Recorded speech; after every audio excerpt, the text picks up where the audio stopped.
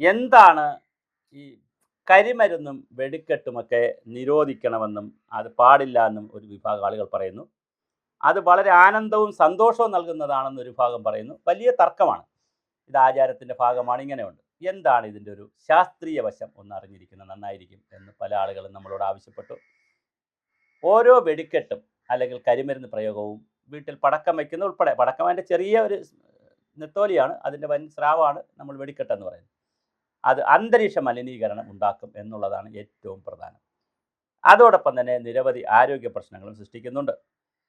അതുകൊണ്ട് തന്നെയാണ് കേന്ദ്ര സംസ്ഥാന സർക്കാരുകൾ പെട്രോളിയം ആൻഡ് സേഫ്റ്റി ഓർഗനൈസേഷൻ എന്നൊക്കെ പറയുന്ന പെസോ എന്ന് പറയുന്ന സംവിധാനവും എക്സ്പ്ലോസീവ് ആക്റ്റുകളും 1884 ഒരു ആക്ട് വന്നു, 2002 വേറൊരു ആക്ട് വന്നു, 2010 ഒരു ആക്ട് വന്നു. ഇങ്ങനെ ഒരുപാട് ആക്റ്റുകളൊക്കെ കൊണ്ടുവരുന്നത് നിയന്ത്രണങ്ങൾ ഉണ്ടാകുന്നത് കാരണം വെടിക്കെട്ട് സമയത്ത് സംഭവിക്കുന്നത് സൾഫർ ഡയോക്സൈഡ്, ഇതെല്ലാം ഹാനികരമാണ്, മനുഷ്യ ശരീരത്തിൽ നേരിട്ട് കയറ്റൽ ഹാനികരമാണ്.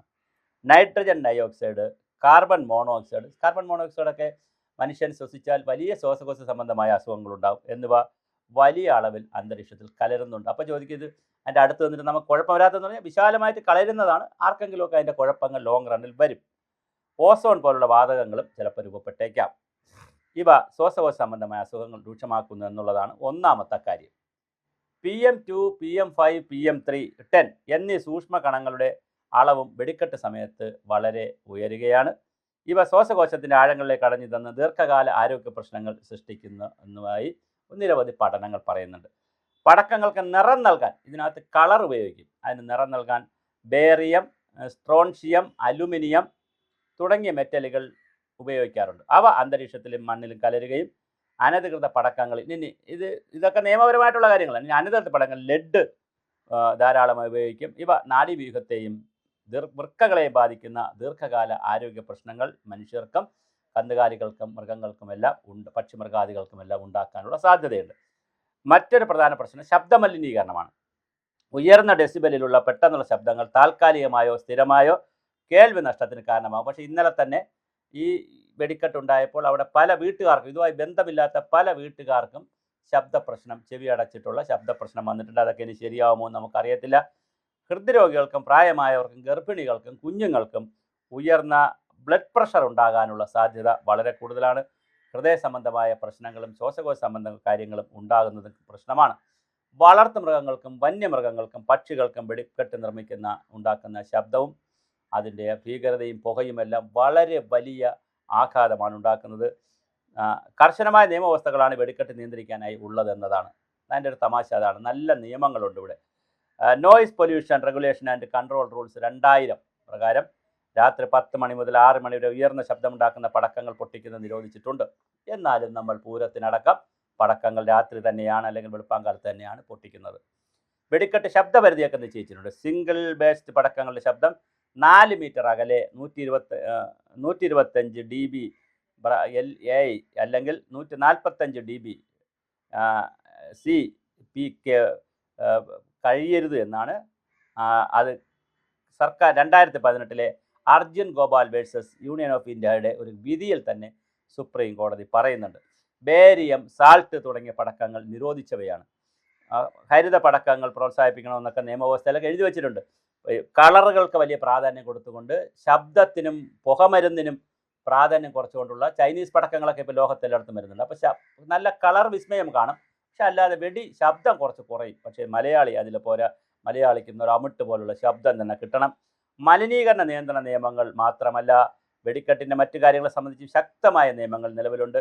എക്സ്പ്ലോസീവ് ആക്ട് 1884 ഞാൻ തുടക്കത്തിൽ പറഞ്ഞു. അത് 2008 എക്സ്പ്ലോസീവ് ആക്ട് ഉണ്ട്. 2002 അതിൽ പരിഷ്കാരം വന്നു. 2008 നല്ല സമഗ്രമായ എക്സ്പ്ലോസീവ് റൂൾസ് നമുക്ക് 2008 വന്നു. Petroleum and explosive safety organisation എന്ന് പറയുന്ന പെസോ എന്ന് പറയുന്ന ഒരു സംഘടന തന്നെയുണ്ട്.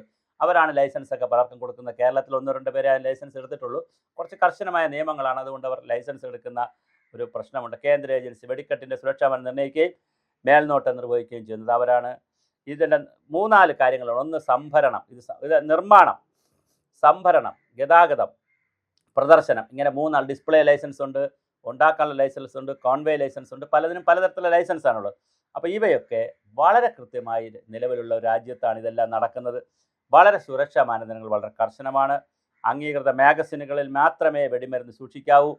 സൈലൻസ് സോണുകൾക്ക് സമീപം പ്രത്യേക നിയന്ത്രണങ്ങൾ പാലിക്കണം. 2 പേർ തമ്മിൽ 18 മീറ്റർ അകലമുണ്ടായിരിക്കണം. നല്ല അടച്ചുറപ്പുള്ള റൂം ഉണ്ടായിരിക്കണം. വായുസഞ്ചാരം എല്ലാം ഇതിനെയൊക്കെ സംബന്ധിച്ച് ഓരോ കാര്യത്തിലും വായുസഞ്ചാരം എത്രയാകാം, എത്ര ആയിക്കൂടാ, ചൂട് എത്രയാകാം, ചൂട് എത്ര ആയിക്കൂടാ, ഓരോന്നിനെ സംബന്ധിച്ചും കൃത്യമായ മാനദണ്ഡമുണ്ട്. 2016 കൊല്ലത്തിനടുത്ത് കൊല്ലം ജില്ലയിൽ ആറ്റിങ്ങലിനടുത്തുള്ള പുറ്റിങ്ങൽ എന്ന് പറയുന്ന സ്ഥലത്ത് വെടിക്കെട്ട് 113 പേരാണ് മരിച്ചത്. 650 പേർ ഇപ്പോഴും ജീവച്ഛവങ്ങളായി ജീവിച്ചിരിപ്പുണ്ട്. അവർക്ക് അതിനുശേഷമാണ് വീണ്ടും നമ്മൾ കുറച്ചുകൂടി കർശനമാക്കി. പൊട്ടാസ്യം ക്ലോറേറ്റ് പോലുള്ള അത്യന്തം അപകടകര രാസവസ്തുക്കൾ ഉപയോഗിക്കാനേ പാടില്ല. പക്ഷേ ഇതിൻ്റെ ശബ്ദം കൂട്ടുന്നതിന് വേണ്ടി പൊട്ടാസ്യം ക്ലോറേറ്റ് ധാരാളമായി ഉപയോഗിക്കാറുണ്ട് എന്നാണ് എല്ലായിടത്തു നിന്ന് കിട്ടുന്ന അനുഭവങ്ങളും. അതുപോലെ 5 കിലോയ്ക്കുള്ള അനുവാദം എടുക്കുക, 50 കിലോ നടത്തുക, അല്ലാതെ 50 കിലോയ്ക്കുള്ള ഒന്നിച്ചുള്ള അനുവാദം എടുക്കത്തില്ല. അപ്പോൾ അതിൻ്റെയൊക്കെ ചില പ്രശ്നങ്ങളുണ്ട്. അതുപോലെ തന്നെ പൊതുജന സുരക്ഷയ്ക്കായി പബ്ലിക് ലയബിലിറ്റി ഇൻഷുറൻസ് പരിപാടികളൊക്കെ കൊണ്ടുവരേണ്ട കാലമായി. അംഗീകൃത നിർമ്മാണത്തിൽ നിന്നുള്ള സുരക്ഷാ മാനദണ്ഡങ്ങൾ പാലിച്ചുകൊണ്ട് മാത്രമേ വളരെ കർശനമായി മാത്രമേ വെടിമരുന്ന് ഉപയോഗിക്കാൻ പാടുള്ളൂ എന്നുള്ള നിയമമുണ്ട്. അത് നന്നായി പാലിക്കണം. പക്ഷേ നമ്മളെ ഉത്സവാഘോഷങ്ങളും സെൻസിറ്റീവായ വിഷയങ്ങളാക്കി മാറ്റിക്കൊണ്ട് ഇതിനെ യാതൊരു സെൻസിബിലിറ്റി ഇല്ലാത്തൊരു വിഷയമാക്കിയിട്ടാണ് നമ്മൾ കൈകാര്യം ചെയ്യുന്നത്. ഓരോ അപകടത്തിലും നമുക്ക് നഷ്ടപ്പെടുന്ന ജീവനുകളെയാണ്. അപകടവും നടന്നില്ലെങ്കിലും ഒരു വലിയ വെടിക്കൽ നൂറുകണക്കിന് അസുഖബാധിതരാകുന്നുണ്ട്. നേരിട്ട് മരിച്ചില്ലെങ്കിലും ഒരുപാട് ഇവർക്ക് അസുഖം വരുന്നുണ്ട്. മലിനീകരണം മനുഷ്യർക്കും ജീവജാലങ്ങൾക്കും മറ്റു പല പ്രശ്നങ്ങളും ഉണ്ടാക്കുന്നുണ്ട്. എന്നാൽ ഈ ശാസ്ത്രീയമായ അറിവുകളൊക്കെ നമ്മൾ ഇരിക്കുന്ന ശാസ്ത്രയുഗത്തിലും ഇതിന് സേഫ്റ്റി മെഷേഴ്സ് വന്നുകൊണ്ട് വളരെ പ്രൊഫഷണലായി വന്നുകൊണ്ട് മിനിമലായി കാര്യങ്ങൾ ചെയ്തുകൊണ്ട് കളർ പോലുള്ള കാര്യങ്ങൾക്ക് കൂടുതൽ ഇമ്പോർട്ടൻസ് കൊടുത്തുകൊണ്ട് വെടിമരുന്നിനും വെടിക്കെട്ടിനും ഇമ്പോർട്ടൻസ് കുറച്ചുകൊണ്ടൊക്കെ ഉള്ള അങ്ങനെ ഗ്രാജുവലായി കുറച്ചുകൊണ്ട് വരുന്ന ഒരു കൺസെപ്റ്റ് ഒന്നും നമുക്കില്ല. നമുക്കിതൊക്കെ പലതും ആചാരം എന്ന് പറയും, അനുഷ്ഠാനം എന്ന് പറയും, കലയെന്ന് പറയും, സാഹിത്യം എന്നൊക്കെ പല ന്യായങ്ങളും പേരുകളും ഇട്ട് നമ്മൾ വെടിമരുന്നിനെ വീണ്ടും പ്രോത്സാഹിപ്പിക്കുന്നുണ്ട്. വെടിമരുന്ന് പടക്കശാലകളിൽ തീപിടിച്ച് തന്നെ തമിഴ്നാട്ടിലെ വിരുന്നഗറിൽ കഴിഞ്ഞ ദിവസമാണ് 23 പേര് മരിച്ചത്. ഇന്നലെ കഴിഞ്ഞ ദിവസം തൃശ്ശൂർ മുണ്ടത്തിക്കോടിൽ 10-15 പേര് മരിച്ചു. അപ്പോൾ എല്ലാം നമ്മൾ കുറച്ച് ദിവസം വലിയ ബഹളമൊക്കെ ഉണ്ടാക്കും, വലിയ ചർച്ചകൾ നടത്തും, ആദരാഞ്ജലികൾ അർപ്പിക്കും. കമ്മീഷനും ഇപ്പോൾ ഇതിലും ജസ്റ്റിസ് രാമേന്ദ്രൻ നായരുടെ കമ്മീഷൻ എന്തോ വെച്ചിട്ടുണ്ട്. അദ്ദേഹത്തിന് ഇപ്പോൾ നിരന്തരം കമ്മിറ്റിയാണ്. ആ കമ്മിറ്റിയൊക്കെ വയ്ക്കും. കമ്മിറ്റി എല്ലാം കഴിയും. അവർ നല്ല ഭക്ഷണമൊക്കെ കഴിച്ച് നല്ല അടിപൊളി റിപ്പോർട്ടെല്ലാം കൊടുക്കും. വെബ്സൈറ്റിലുള്ള ആളുകളെയൊക്കെ വയ്ക്കും. അവർ അടിപൊളി റിപ്പോർട്ട് കൊടുക്കും. ഒരു കാര്യമില്ല, റിപ്പോർട്ട് ഭരണത്തിരിക്കും. നമ്മുടെ ഭരണക്കാർ വീണ്ടും പൂരപ്പാട്ടുമായി നീങ്ങും. ഒരു നിയമവും ഉണ്ടാക്കുന്നില്ല. ലാസ്റ്റ് ഒരു പോയിന്റ് പറഞ്ഞോട്ടെ. 2005 ഇന്ത്യയിലെ നാഷണൽ ഡിസാസ്റ്റർ മാനേജ്മെൻറ്റ് ആക്ട് അനുസരിച്ചും റൂൾ അനുസരിച്ചും വേണമെങ്കിൽ തൃശ്ശൂർ ജില്ലാ കളക്ടറുടെ പേരിൽ നടപടി എടുക്കാം. ഇത് കളക്ടർ അറിഞ്ഞിരിക്കേണ്ട ഒരു കാര്യമാണ്. അവർ വായിച്ചിട്ടുണ്ടോ എന്ന് നമുക്കറിയത്തില്ല.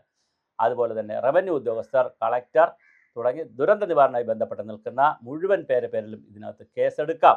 അതുപോലെ പൊല്യൂഷൻ കൺട്രോൾ ബോർഡ്, പിന്നെ മൈനിങ് ജിയോളജി, ഇങ്ങനെ തുടങ്ങി ഇതിന് ലൈസൻസ് കൊടുക്കേണ്ട എല്ലാ സ്ഥാപനങ്ങളുടെ പേരിലും നടപടി എടുക്കാം. കാരണം ദുരന്തം ഉണ്ടാകുന്നതിന് പ്രേരണയാക്കുന്ന ഘടകങ്ങളാണ് ഇത്തരത്തിലെ നിയമത്തിലെ ഡൈലൂഷനുകൾ. അത് കണ്ടില്ല എന്നടിച്ച ഉദ്യോഗസ്ഥരെ പ്രേരണാ കുറ്റത്തിന് ശിക്ഷിക്കാൻ ദുരന്ത നിവാരണ നിയമം അവസരം നൽകുന്നുണ്ട്. അതിലേക്കൊന്നും പോകാതിരിക്കട്ടെ. ബാക്കിയുള്ള കളക്ടർമാരെങ്കിലും ഇത്തരം കാര്യങ്ങൾ കൃത്യമായി സൂക്ഷ്മമായി പഠിച്ച് വിലയിരുത്തി നാട്ടിലിനിയും ദുരന്തങ്ങൾ ഉണ്ടാകാതിരിക്കട്ടെ.